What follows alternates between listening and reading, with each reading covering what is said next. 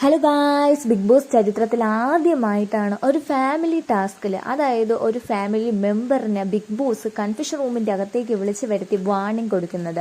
അപ്പോൾ ഇത് വേറെ ആരുമല്ല, ശ്രീധുവിൻ്റെ അമ്മയാണ്. ശ്രീധുവിൻ്റെ മമ്മിക്കാണ് ഇതുപോലെ വാർണിംഗ് കിട്ടിയിരിക്കുന്നത്. എന്തിനെന്ന് വെച്ചാൽ ബിഗ് ബോസിനുള്ളിലേക്ക് കടത്തി വീഴുമ്പോഴേ ബിഗ് ബോസ് അവർക്ക് വാർണിംഗ് കൊടുക്കുന്നതാണ്.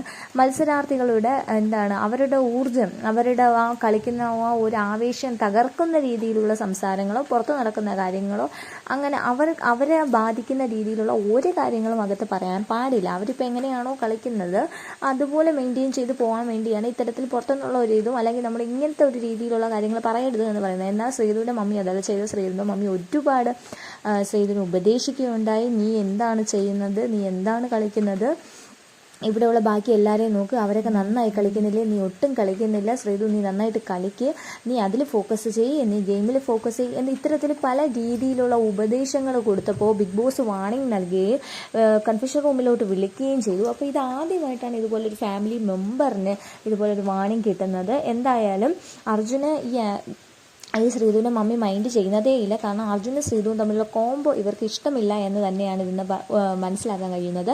കാരണം ശ്രീധുവിനോട് കുറച്ച് കാര്യങ്ങൾ ഉപദേശിക്കുന്ന കൂട്ടത്തിൽ പറയുന്നുണ്ട്, നീ നേരത്തെ കിടന്ന് നീ ഉറങ്ങാത്തത് എന്തെന്ന് ശ്രീധുവും അർജുനും തമ്മിലുള്ള രാത്രി സംസാരങ്ങളൊന്നും അമ്മയ്ക്ക് ഇഷ്ടപ്പെടുന്നില്ല. നേരത്തെ കിടന്ന് ഉറങ്ങാത്തത് എന്താ, നിനക്ക് നേരത്തെ ഉറങ്ങിക്കൂടെ, നീ ഇരിക്കുന്നതോറും ഞാൻ ഇരിക്കത്തില്ലേ, ഇങ്ങനെയുള്ള സംസാരങ്ങളിലൂടെ നമുക്കത് മനസ്സിലാക്കാവുന്നതേ ഉള്ളൂ.